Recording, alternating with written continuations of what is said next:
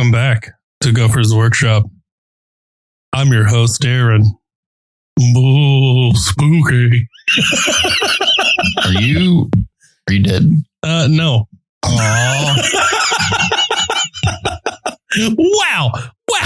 Thought I was going to get out of these terrible intros. Well, because I didn't get to do it before he opened his mouth. There's Chris, the co-host. Coco. My fellow host and 40K entrepreneur. I'm not entrepreneuring any 40Ks. That last episode seems to make the difference. Entrepreneuring that meme. That'll be next week. Don't worry about it. Anyway, so today's episode, what are we talking about, Chris? So we had a bunch of new stuff come out. We got some new data sheets. We got some new detachments or finalized versions of the detachments. Spicy. Very good. We got additional data sheets that came out. Hooray, finally. So we got a bunch of new stuff to go over. And then we got a little bit of griping at the end because, why not? But let's just jump straight into it. So new detachments. There was some leaks. So we got some of this information ahead of time, but even the information we got ahead of time was like, maybe not confirmed per se, but like, here's the idea. Also, even they admitted that like, we don't know the points of the enhancements. And so all of this has been finalized. And now because it's certain, we're going to talk about it a bit. So the new Iron Hands detachment is a revamp of First Company. I am going to start by saying right now, this is probably the best version of First Company. It is objectively better than First Company by a lot. Also, I think this detachment's better than Imperial Fist one.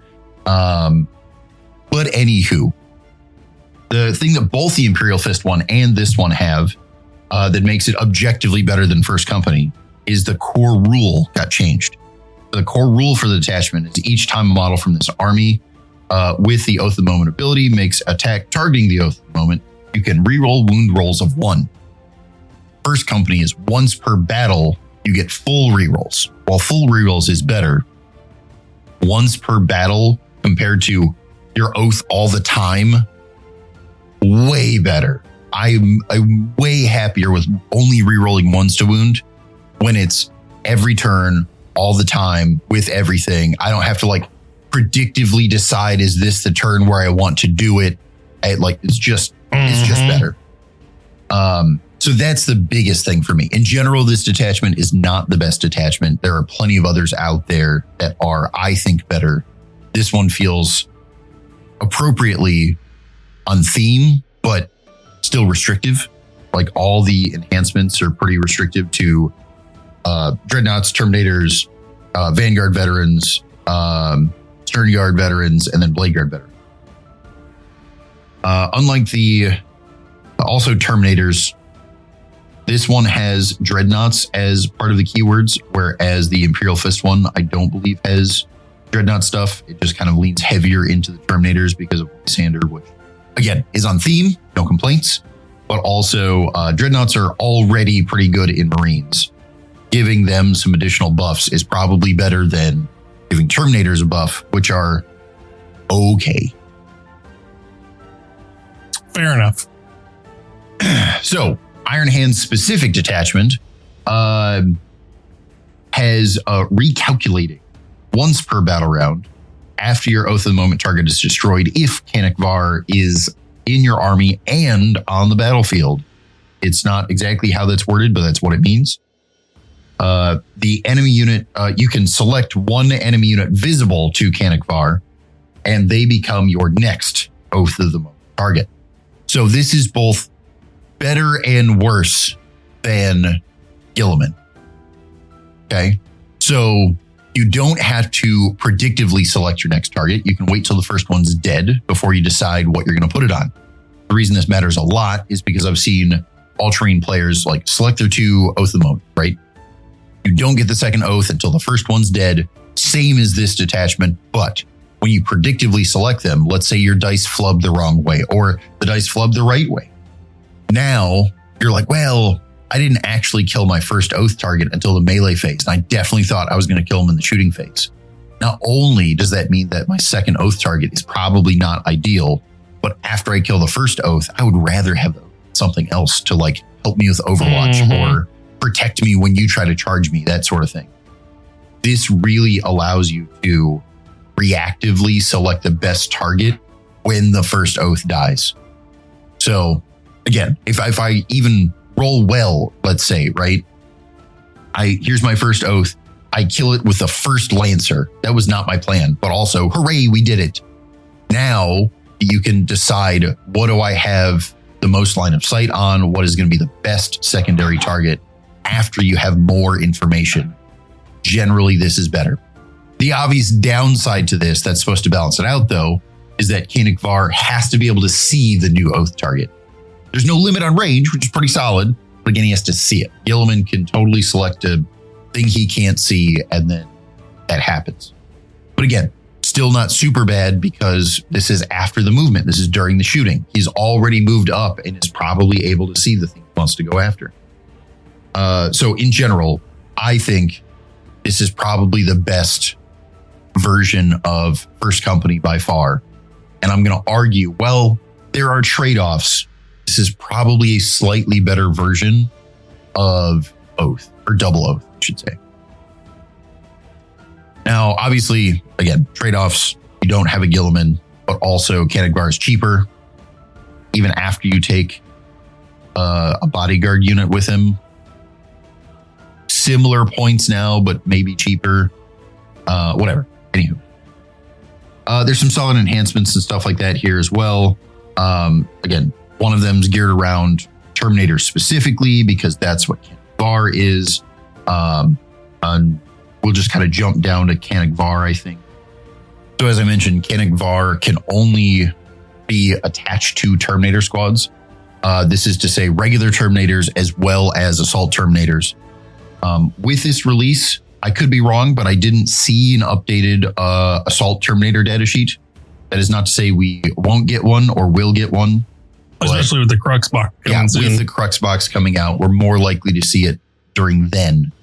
But his main ability is he is a Terminator. So 2 up, 4 up, T5, 6 wounds as a character. Pretty solid. He's got a 5 up, feel no pain because he's Iron Hands. Again, extra tough. Love that.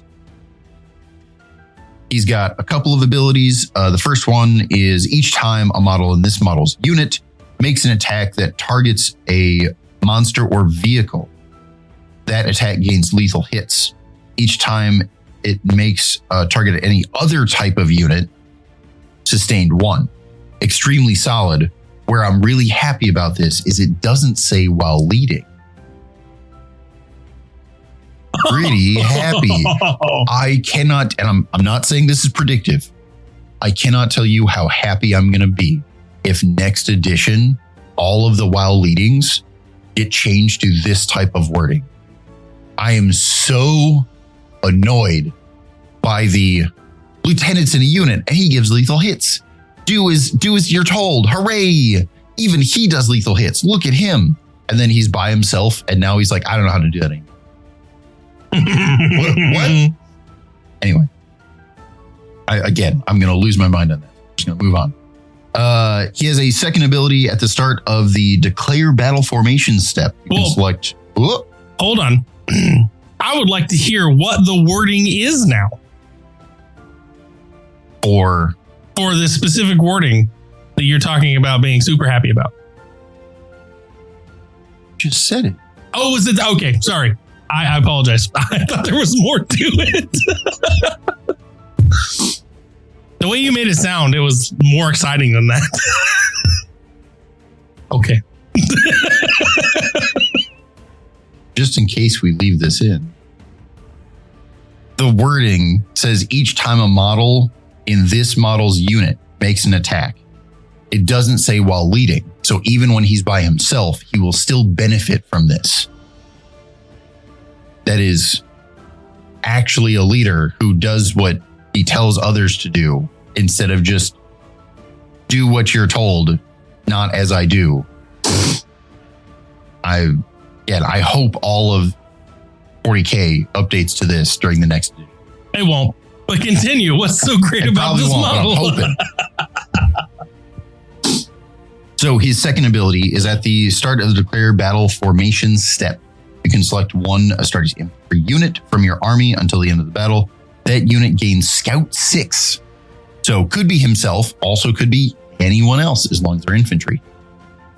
After both players have deployed their armies, this is a second bullet point here.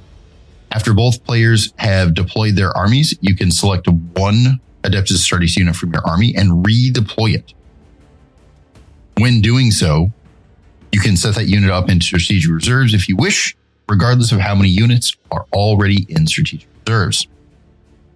Now, this redeploy is very powerful. One of the important notes here is the order of operations. You do redeploys before you find out who's going first. Then you find out who's going first. Then you do scouts.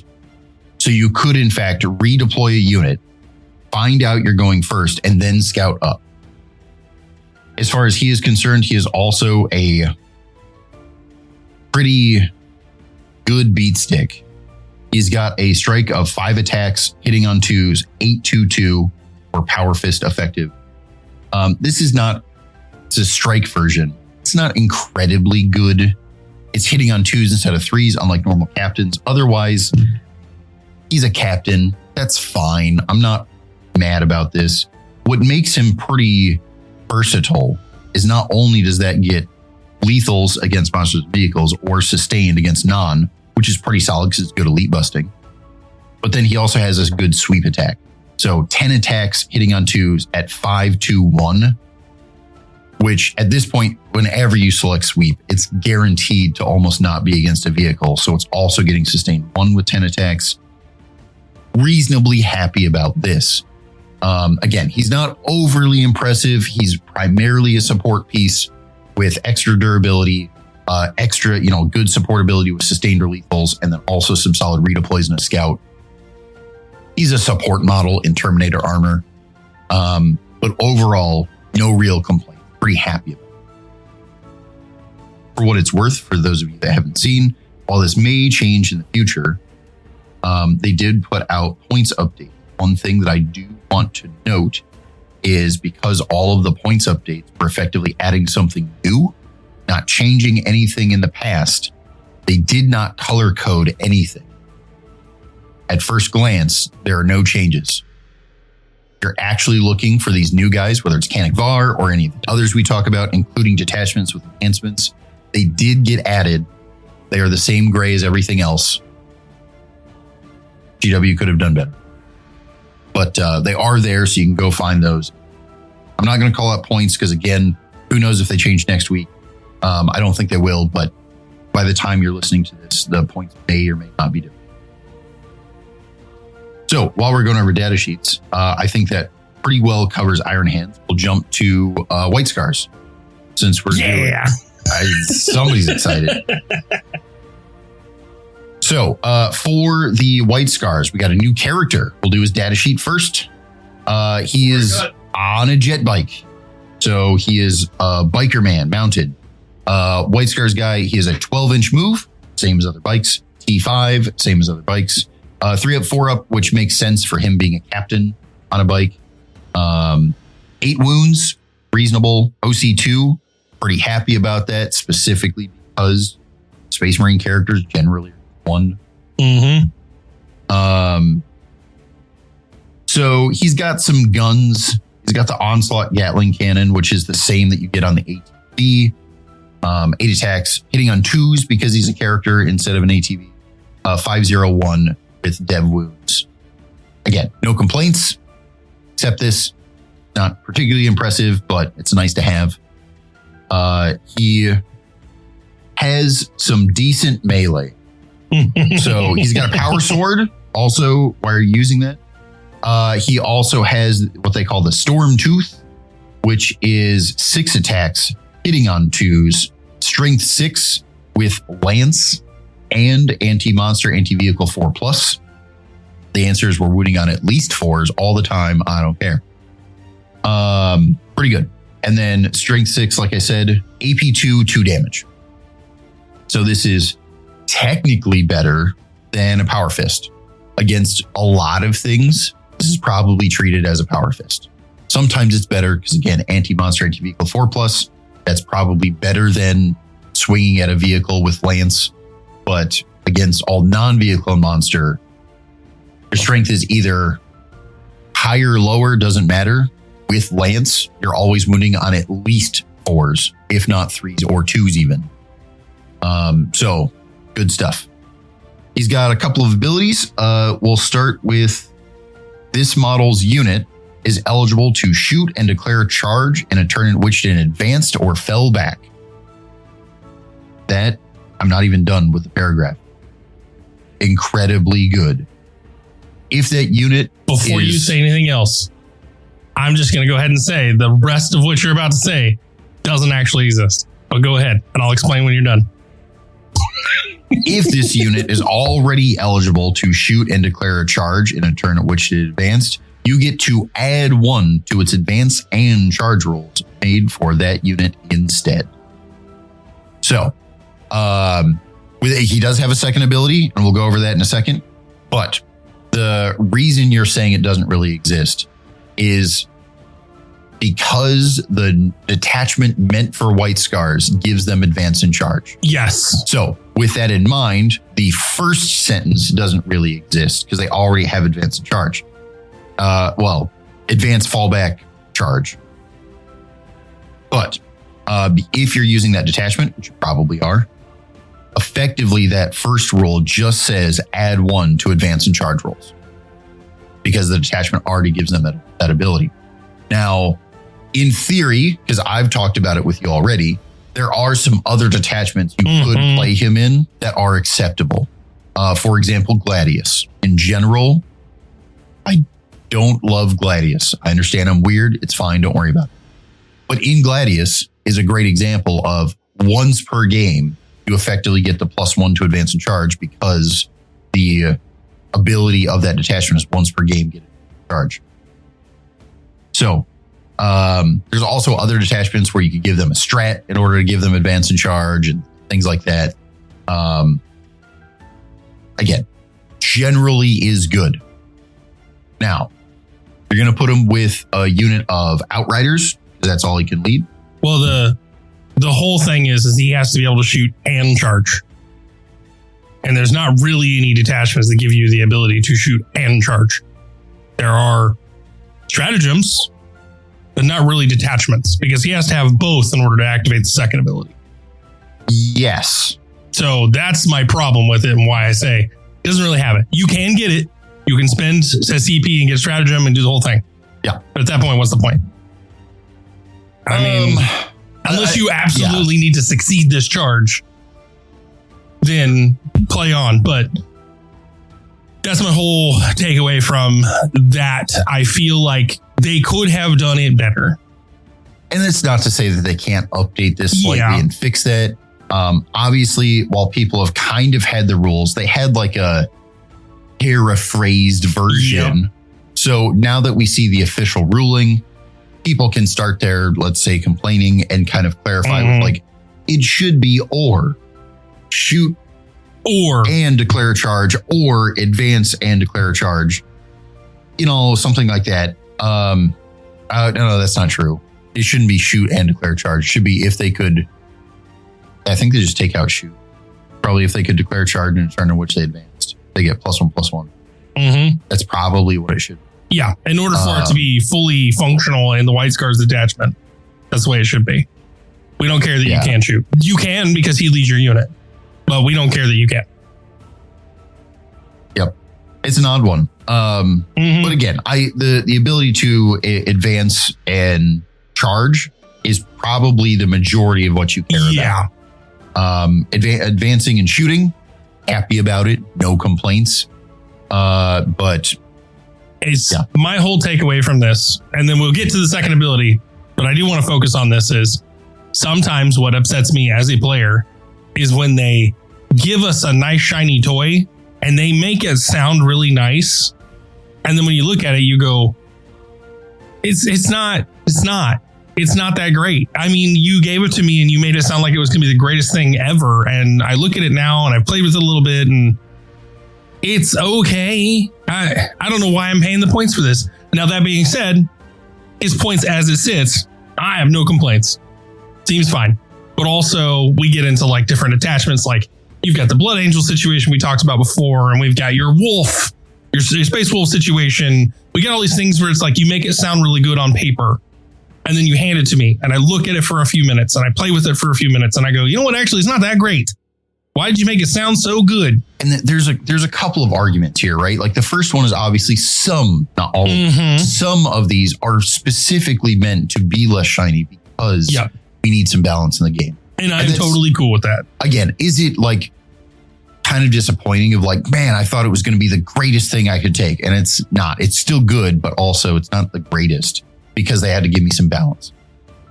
We don't want to be upset about that. Obviously, we would love the moon, but it's fine. It's acceptable. We understand balance is needed.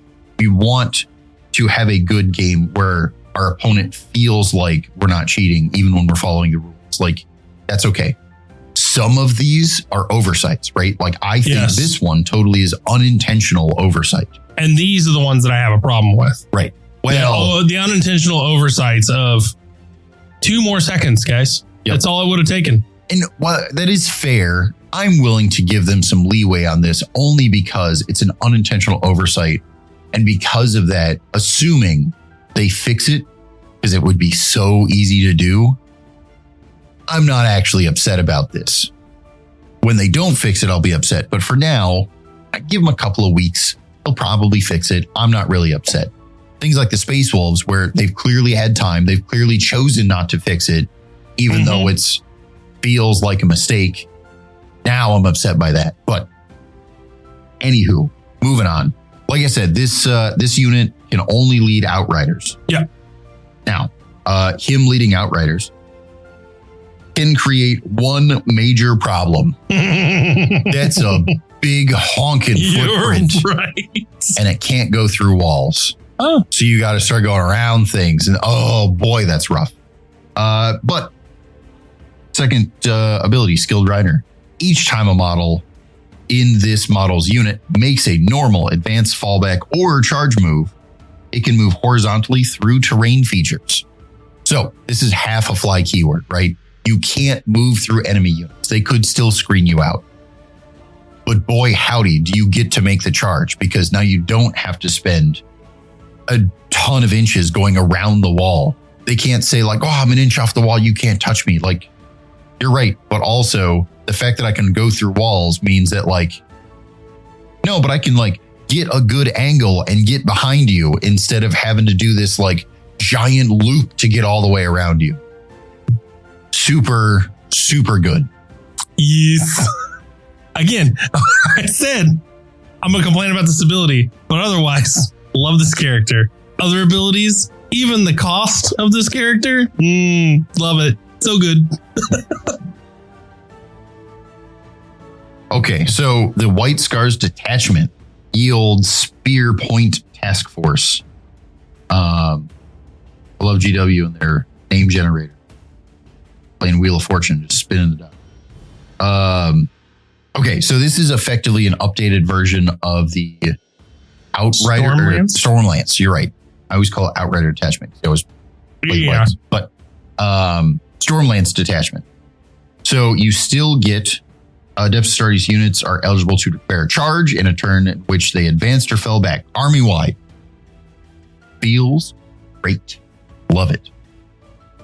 In addition, if you have Saboten Khan, at the end of the fight phase, the Saboten Khan unit in your army, if it destroyed one or more enemy units, so whole units, this phase, and is not within engagement range of one or more enemy units, that unit, the Saboten Khan unit, can make a normal move up to 6 inches.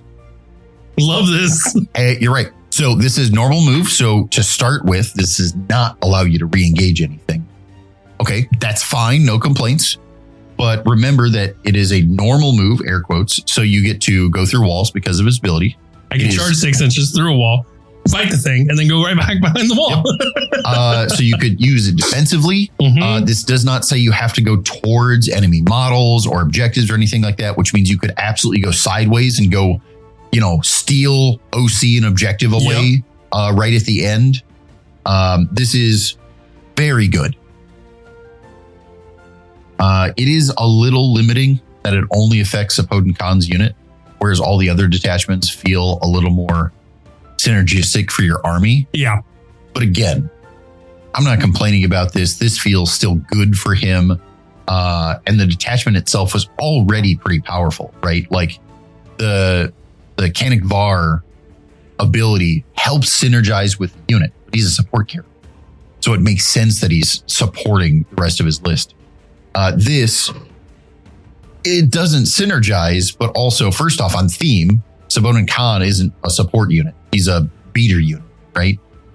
In addition to that, there's a solid argument for, as much as some of the other detachments are good, this unit's or detachment's base ability, pretty solid. Army-wide advance and charge is way more powerful than some of the others. You want to talk about unbalancing the game? Adding a second ability to this whole thing that affects an army-wide synergy, I feel like unbalances it. Yeah, like again, having the Subduo Khan, Subduo, we keep saying Subduo. It's Sabodin. Yeah. Having Sabodin Khan unit being the one affected, no problems, right? But that's exactly what you're getting at. It still keeps the synergy without breaking the game and making your opponent feel like, wow, you're busted. But like if I were to give my units advanced fallback, shoot, and charge, like army wide, like, okay, now we're very busted, right? Like we have all the best things. You aren't keeping me down at all. You giving me anything else as an army wide.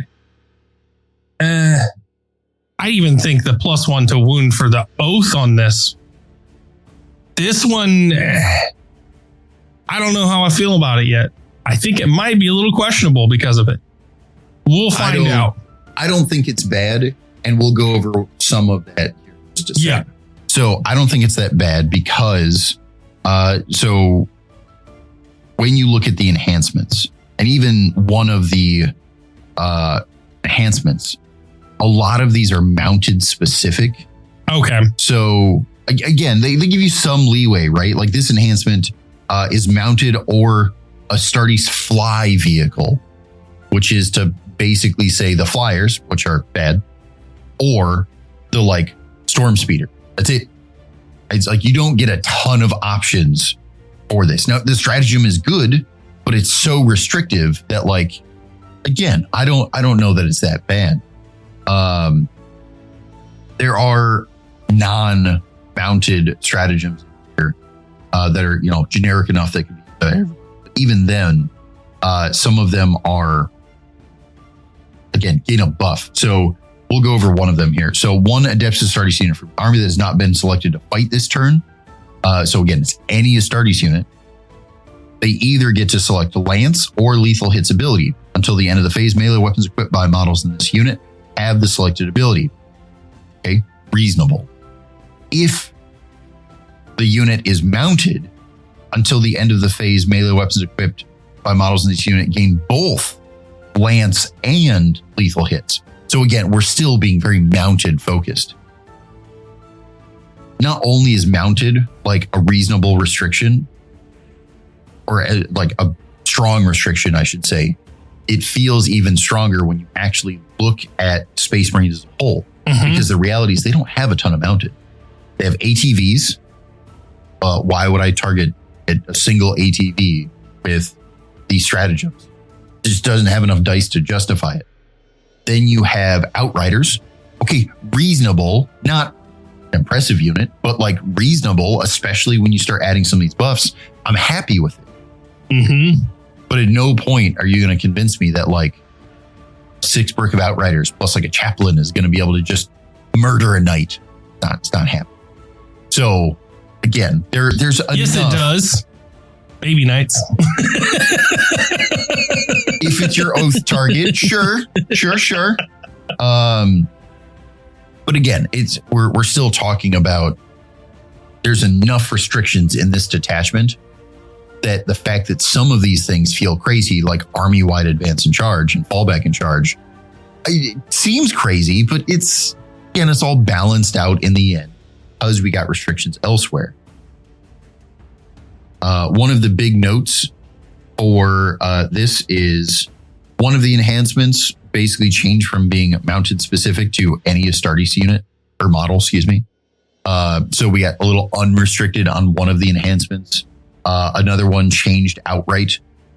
We now have ranged weapons equipped by models in the bearer's unit, have sustained 1 and ignores cover. Pretty solid, no complaints. Again, not crazy, but good. So again, that's kind of the White Scars detachment. I have already built 3 White Scars lists for you to review, right? And you built your own, and we kind of compared notes. And I gotta say, there are, with what's going on in the new detachment, as well as the new character and the synergies that happen with it, I was very pleasantly surprised about how many odd units that we haven't really seen felt good in the new detachment. I'm not saying they weren't playable before, but also there was some amount of like, how I feel about that.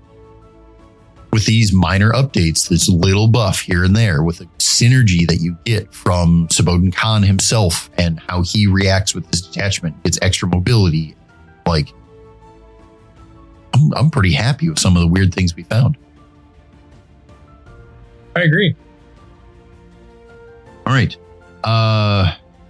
So in addition to all of this, this is the new Marine stuff. We also got a few new data sheets from some old kill teams that came out. The ones that I want to go over are the new Necron data sheets because they're brand new models. They're not like a new data sheet, but whatever, different configuration. These are brand new things we've never seen before. And I got to be honest, I'm pretty excited. We got 3 brand new units. Okay, same time. Already, it's pretty good update. So in the kill team, we got 1 character and 2 units. The character is a new cryptech called the Geomancer. So the Geomancer is a pretty standard cryptech with a couple of exceptions. Let's start with he's movement 8.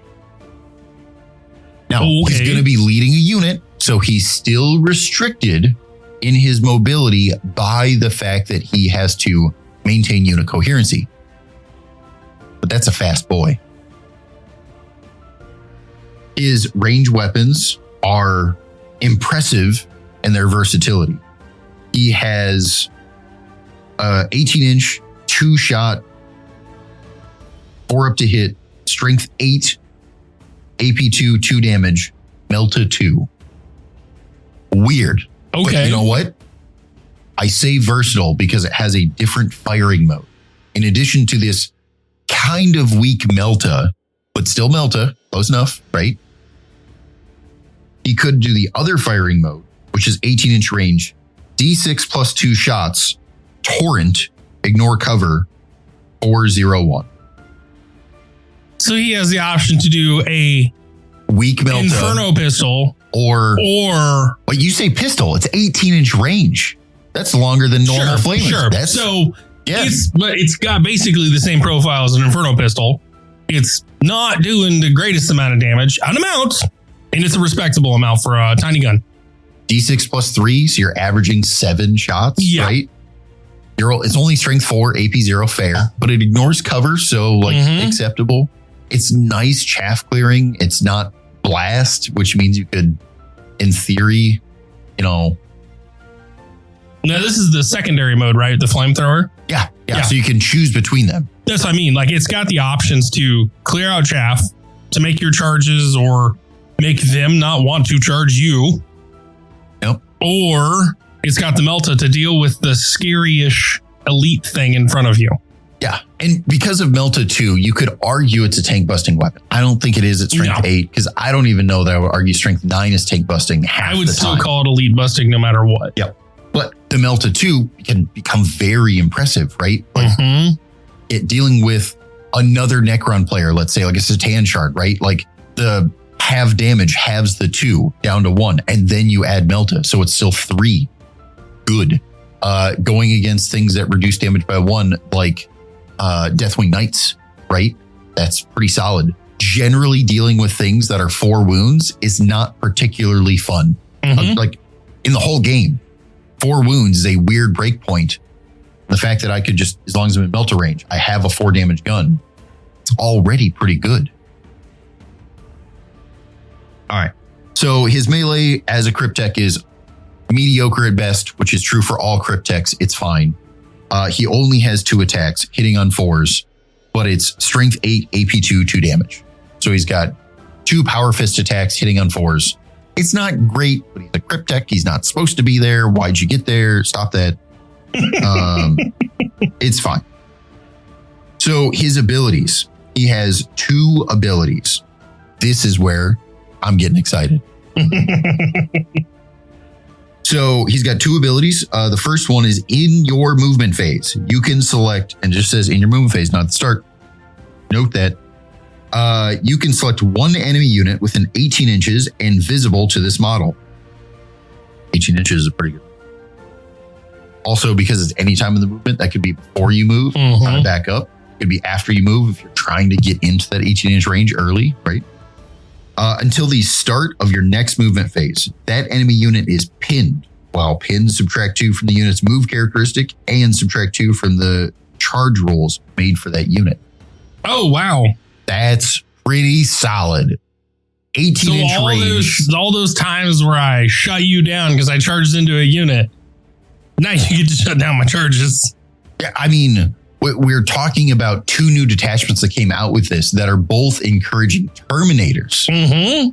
Oh no, you have 3-inch move Terminators. And if you were able to charge me, well, still -2. Oh no, that's pretty good. Now, obviously there's plenty of other targets for this, right? Like even at 18-inch range, even targeting Blade Guard, right? Like they're a reasonable move, going down to 4 and -2 to their charge. Even if they were in the advance and charge detachment, that still feels like you've effectively negated the advance for sure. Yeah. Maybe even more depending on how they roll. Like this is pretty solid. And that's only his first ability. Second ability, while this model is within range of an objective marker you control, enemy units that are set up on the battlefield from reserves cannot set up within 12 inches of this model. This, I have a couple of issues with, right? First off, it says within 12 of this model. There's an argument to, I really want to say it's within 12 of this unit. However, I'm going to back up a step and say that's not fair. Because he will get to he can lead units, right? So there's one of the units he could lead is warriors. If we said within 12 of this unit, you could put him in a 20 brick of warriors and have and then there's nowhere you can drop him. Absolute whole damn table, right? That's not fair. I accept that they made this just his model. However, here's my argument. If that's all true, and I think it is, why does he have to be on objective in order to get it? I kind of wish he had it all the time like a navigator. Or make him get on the objective, and that's fine. But now that he's on the objective, now make it the whole unit. Is that crazy? Yes, but also you got to be on the objective or you don't even get it. One of the two, both are reasonable restrictions. Together, I kind of feel like it's a bit much. Maybe I'm wrong. I kind of wish it was one or the other. All right, so for leading, he can obviously lead warriors, as I mentioned. He can lead immortals, and he can lead a new unit as well that he came out with, the Cryptek Macrosites.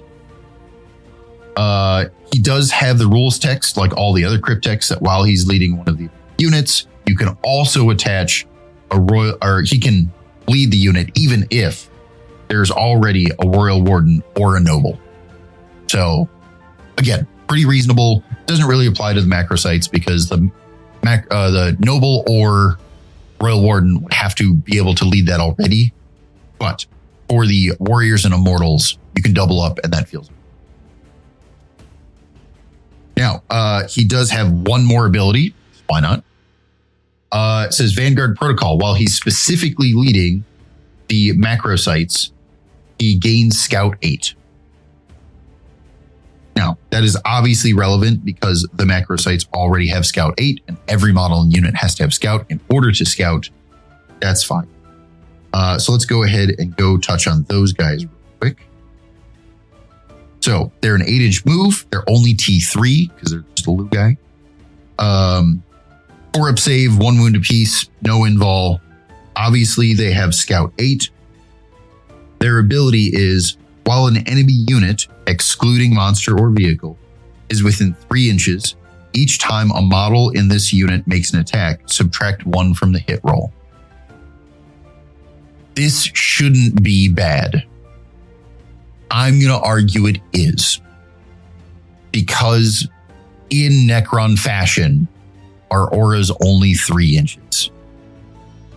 Being within 3, and then also excluding monster and vehicle, it feels a bit rough. Again, I'm not saying they're terrible. They're only 85 points. You get, 5 of them.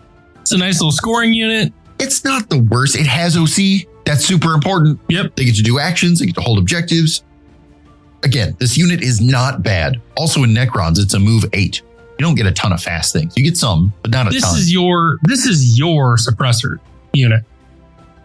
Yeah, but the suppressors have to be within 3 inches. Yeah, it's not great. 3 inches. But it's Necron's answer to Space Marine suppressors. It's a start. It's a start. You have to be within 3. They're T3 with 4 wounds.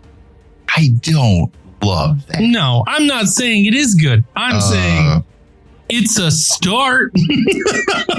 For what it's worth, they're effectively a bad Cryptek in melee. They only have 2 attacks apiece, hitting on 4s, 4-1-1. Not great. So they're not meant to charge. Though you probably will because you're trying to protect them. Their guns are also mediocre at best. They've got several different options, but they're all effectively 1 shot apiece, hitting on 4s.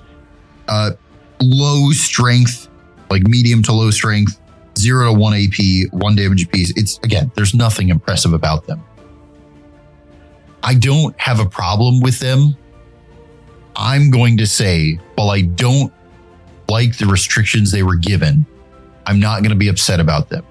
I am just going to say at 85 points, I think they're a little too expensive right now. Again, if they were a cheap 50-point unit or even 60-point unit maybe, I could totally see taking some of these just as like a fast, cheap bodyguard for Geomancer, and then I'm really just buying him with 5 extra wounds that make him T3 and feel bad about that. Like, I could see why it's playable. At 85 points, that feels a bit rough. Yeah. Okay, so we got one more unit to talk about. We got the Canoptic Tomb Crawlers. Let me start by saying these are the fat boy version of Cryptothralls. Okay, they're a 2-man unit for 50 points. I already love them. I don't care. Now, they get to, just like Cryptothralls, they have the Canoptic Retinue. During the battle, declare battle formation step. This unit can join another unit as long as that unit is being led by a Cryptek. A unit cannot have more than 1 Tomb Crawler unit join it and cannot have both Tomb Crawlers and Cryptothralls in the same unit. If it does until the end of the battle, every model in that unit, or this unit, counts as a bodyguard model, and you increase the starting strength accordingly. So, again, I'm not mad about it. This is Cryptothralls effectively. but now we're going to have a different ability. They're cheap. I'm pretty happy with this already. I don't even know their ability yet. I'm happy with them. Okay. They're T4, so they're not messing up our toughness. They're 3-up save. I accept this. Feels good. And they're 3 wounds apiece. For 50 points. Again, still happy. I don't know what there is to complain about. Yeah, I can't find something. We go to their ranged weapons. They get, no matter which profile you pick, you can get 2 attacks apiece, hitting on 4s, strength 4, and then depending on what you pick, it's AP2 2 damage, no keywords, or AP1 1 damage with lethal hits and twin linked. Fine. Again, 50 points. I can't complain. If I'm going to find something to complain about, I will say you start with the 4-1-1 twin link lethal hits. You are allowed to change one of the 2 to the 4-2-2. Why didn't you just let me change both of them? Like, I'm not saying I was even going to change them, but also, why does it have to be 1 and 1? I feel like you're just breaking up my dice pools and slowing down the game. Let me make them both the same. That's my one complaint. I found it. That's it. That's all I got. Melee's not terrible. 4 attacks apiece, hitting on 4s. Already I accept this. Strength 6, AP1 1 damage. Again, 50 points. Wow, I'm totally okay with this. This feels good. Necrons are not good in melee, and while this isn't impressive per se, it's definitely not bad. It's on par with Space Marine. Yeah. So now the actual ability, because they're a support piece. This is like what it's actually designed to do. Each time a model in this unit, so this is not referring to them two, it's to those 2 plus everything it's attached to, makes a ranged attack that targets a unit within 12 inches. It's got to be close. But again, whether we're talking warriors with rapid fire or the short range guns, it's already 12 inches. A lot of Cryptek stuff is like 12 or 18 inch range anyway. Like, we're probably going to be within 12 reasonably. Maybe not turn 1, but after that. While it's within 12, you can ignore any and all modifiers to the following. This attacks ballistic skill, hit roll, and wound roll. What? You have stealth? I don't care. More importantly, you have -1 to wound because you're Sanguinary Guard or you're playing Wrath of the Rock or like a bunch of different units that like, while a character's leading, -1 to wound if the strength is higher. No, you get none of that. Shut it down. Right. And again, no way. Does the whole unit? The whole unit ignores it? The whole unit. Hate that. Mm-hmm. Oof. Auto take. Sounds like an auto take. Big brick of warriors. Yeah, you're right. You take a big brick of warriors, maybe even immortals. You've got a Cryptek in there. Right? So you're already giving them extra buffs. And then so help me, if you're like, you have this buffed unit of immortals critting on 5s and doing things, right? Hooray.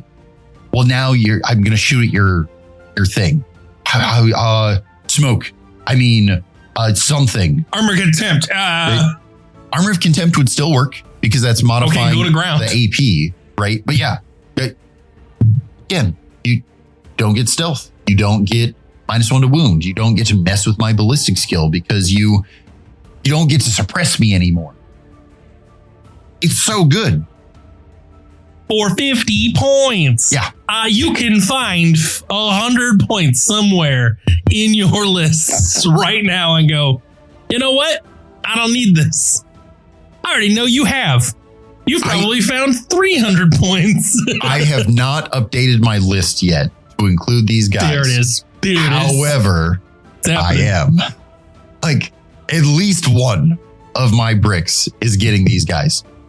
Maybe more. It depends on what I have to drop. It shuts down 90% of, let's face it, Space Marines. Shuts down 90% of Space Marine factions. If we're talking specifically about the current meta, yeah, that's reasonable. In general, I won't say that's true. But right now, we're seeing a lot of Vanguard detachments that -1 to hit that just kind of disappears. The fact that this only works within 12 means it technically already didn't, but we have plenty of things that have stealth in Marines. A lot of really elite units for Marines have -1 to wound or -1 to hit. ICC with Azrael, things like that. Like you're no longer getting the -1 to hit in combat. Not that I wanted to be in combat with him anyway, but it happens. But yeah, there's plenty of stuff, right? Actually, I believe I just misspoke. This ability only applies to range attacks. It wouldn't apply to melee. Okay. All right. Well, so it shuts down at least 40%. I don't know where you're getting numbers, things. but also, there's a real amount, right? Yeah. Because again, we'll stick on the note of Dark Angels, right? You have the -1 to hit from Wrath of the Rock. That just kind of goes away in shooting for these units. Like, again, still very reasonable. If I'm playing Immortals with, strength 5 guns and you've got some T4 Blade Guard or ICC, you're no longer getting a -1 to wound. That means a lot. Happy about it, right? So again, I think this is pretty impressive. I also really like the Geomancer. I have a little bit of an issue with how restrictive his second rule is, but again, at -2 move at 18-inch range, you don't even have to roll for it. You just have to be able to see it and it's done.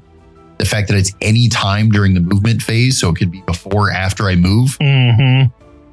Again, even jump pack guys, right? Like if I could see them, I give them a -2 move and charge, and then I move away from you just any time during the movement. Even on warriors that are only moving like 5 inches, right? That's still presumably you're close to 18 inches away, plus another 5 inches. Now you're over 24-ish, right? Like you're at 20 something. Yep. 23. You only have a 10-inch move now. Then -2 to your charge. Like you might not actually make it anymore, even with jump packs. Admittedly, I had to go away from you, but like I just turned them off. Gives me a whole nother round of shooting. That's pretty solid. What? We're running out of time here, but I want to say that this particular unit, these two particular units, shut down very well 2 new detachments we just got at the same time. A lot about advancing and charging. How about no? Some very fast things, mind you, that are advancing and charging. You can shut it down effectively. And you would have to take several of the Geomancers, but yeah, totally possible. You could shut it down. And then on top of that, our oathing, and we get all these bonuses and buffs, and you don't, and we're taking things away from you. You don't get those anymore. I don't know that this, for clarity, I don't think it affects the oath stuff at all, because it's affecting the rolls that the Necrons are making. Oh, so it's not affecting your rolls. It's affecting, okay. Okay, so, maybe it isn't an answer to Iron Hands. But you're right. It is multiple detachments, right? We got the new Vanguard for the -1 to hit a bunch. We got the new Stormlance. No, I was going to say Wrath of the Rock. That's a little older. Oh, okay, yeah. But the Wrath of the Rock is probably the number one thing this turns off, which is huge. The Geomancer does affect several of the new detachments because the new detachments actively encourage Terminators. We're about to get the Crux Terminatus box, which means casually you're about to see a ton of Terminators flood the field. Yep. So that -2 to move really affects those guys. Oh, yeah. Again, I think they do actively mess with a lot of the new detachments. They don't hard turn them off, but they do effectively answer several ways. So, Chris, we've talked about a lot of things this episode, and we unfortunately ran out of time because these are new spicy things and we won't talk about them. I got excited about my Necrons. Yeah, excited. That being said, we didn't get to have a mid break. So instead, we're going to have an end break. Cool, hate that. I do. I can see his face. He's like, cool, hate that. So first off, we want to thank our patrons, starting with Matt's Mini Minute, our guardsman patron, Sergeant Matt's Mini Minute. We haven't done that in a while. I'm a terrible person. No argument. We have to thank our White Shield Guards and patrons, Mitch, Nicodemus, and Tiberius. We also have to thank our Servo Skull patron, Captain Beefalo. Oh, I said it right that time? You did say it right. Yeah. So thank you to our patrons. Without you, we wouldn't have a show. It wouldn't be possible. And without you, our dear listeners, we'd be sitting here talking to ourselves like a bunch of weirdos. I'd be getting excited about Necrons and no one would listen to me. You're right. What am I talking about? No one listens to me anyway. It's fine. So thank you, listeners. Thank you, patrons. You all make this possible. That being said, Chris, we got some new things. Oh, we have so many new things. Oh my God. Okay. Before you get started, I also want to say it seems like there's more new things around the corner because the rumor engine they released, that is definitely a Space Marine hand of some kind of variety. You know nothing, Jon Snow. Don't worry about it. Getting away from rumors, we're sticking to facts around here. Okay, facts that I'm very opinionated on. Ooh. So they're fact-ish. We have a bunch of new 40K stuff releasing this weekend, going up for pre-order on Saturday. So by the time you're listening to this, probably up right now. We have the Crux Terminatus box. First off, that's the big one, right? Mm-hmm. Everybody's going after that. The answer is, I don't know how many we're going to have yet. We'll find out before Saturday. But the answer is, I have a ton of pre-orders that have already emailed me. If you haven't gotten one, we've got it for 15% off. We're saving you like $35-40. Please quickly get to our website, get it while you can, because they're doing a single print run. It's not coming back. Yep. This is a big one. Also, it's actually a solid savings. If you're into Terminators, get it now. In addition to that, we have a bunch of other stuff. There's Ultramarine Combat Patrol. There's the new character for Calgar and Terminator armor. I mean, Terminatus Antioch or something like that. Roman. The Antiochus. Then we're getting the Archon model from the previous Drukhari releases, but separate. You know what? I'm super surprised how quick that was, but I'm not complaining. Yes. Happy about it. So there's a ton of new stuff. We got Chaos Space Marine repacks. So they're repacks. Yep. That's not like a big new thing. Arguably, we're not going to have a ton of those up, right? I don't even know that. I do know for a fact that was not on my pre-order sheet that I had to submit to GW. So yes, they'll be available. Yes, they're getting repacked, but also it's fairly minor compared to a lot of this other stuff where we're getting brand new models, a brand new Combat Patrol. Again, this Ultramarine Combat Patrol is another single print run and done. So if that's a thing you're interested in, it's got a named character. It's maybe you need it, maybe you don't. I don't know. But if you are interested in that, get that while it lasts, because it's not going to last for very long. The Red Gobbo as well as another one. Yeah, that was the next thing I wanted to hit on. Red Gobbo. Yeah. I get asked this every year. Red Gobbo is not going to have official 40K rules. He is not an official model. He is arguably meant for a hobby thing. Why?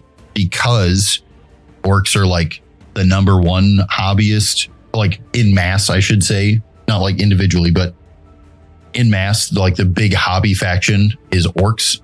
They loot everything. They do all sorts of custom stuff. So GW basically shows them some appreciation by giving them a sweet hobby model every year. Obviously, non-orc players, if you just want a fun thing to paint, it's extremely unique. It's only going to be a single print run and done as well. But get that while you can as well. Because again, that's a seasonal thing. They do it every Christmas, but every Christmas it's like a different sculpt. So if you're interested in the Tin Boy, get on top of that as well. Also, I would advise you to get on top of it sooner rather than later, because we still have, as of the time of the recording, we have one of last year's Red Gobbo model left. The Abominable Snowman. Do we? We have one left on the shelf. That might be true. I think we actually sold. Anywho, no, we had two at the time. We sold one. Okay. We only have one left. Now, To be fair, last year, I think they released 2 at the same time, like 2 different Red Gobos within like a month of each other or something. Something like that. So we had a ton because we order a ton. We try to take care of you guys by ordering a ton. Yep. So we have these things long term. I will totally tell you right now, I might have Red Gobbo later this year. The fact that there's only 1 so far instead of 2, he's likely to go a little faster. But I cannot promise you a single thing when it comes to Ultramarines Combat Patrol, when it comes to the Crux Terminatus box. These are going to for sure be high demand. And again, if you're hearing this, go check to see if we have one left, because I cannot promise we'll have it. All of these things will be 15% off. So we'll save you a bucket of dollars while we can. But we're going to go till we run out. There's no chance I'm going to be able to restock them. Some of the regular stuff, like the new Terminator Calgar, I should totally be able to restock that. He's probably going to be out of stock for a while, but should be able to restock him fairly recently or fairly soon. So that'll be less bad on him. Okay. So that's a bunch of the new release stuff. Also, for whatever reason, this week, there's like 5 different Black Library books coming out. If you're interested in any of that lore stuff, the hardbacks usually get allocated pretty hard, but there's like 2 or 3 paperbacks coming out. We should have plenty of those for you guys. Speaking of Black Library, if you're interested in Black Library stuff, we just did a giant Black Library restock. Feel free to hit up our web store or stop by. I have almost everything that GW has in stock right now.